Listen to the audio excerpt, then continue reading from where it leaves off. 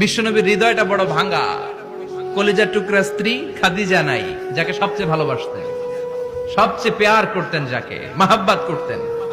এবং সাইয়েদাতুনা খাদিজার জন্য বিশ্বনবী মা আয়েশাকে ধমকও দিয়েছেন।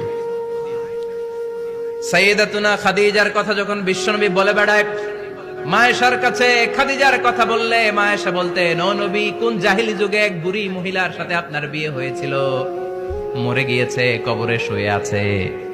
ওই মহিলার পরে কত সুন্দরী সুন্দরী নারীরা আমরা আপনার ঘরে আসলাম, তারপরে ওই বুড়ির কথা আমাদেরকে বলেন কেন, ওই বুড়ির কথা শোনান কেন? বিশ্বনবী রেগে গেলেন।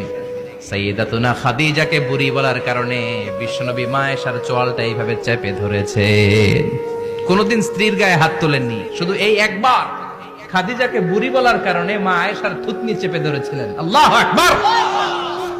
আবার বিশ্বনবী বলতেন, রুজিকতু হুব্বাহা, খাদিজার ভালো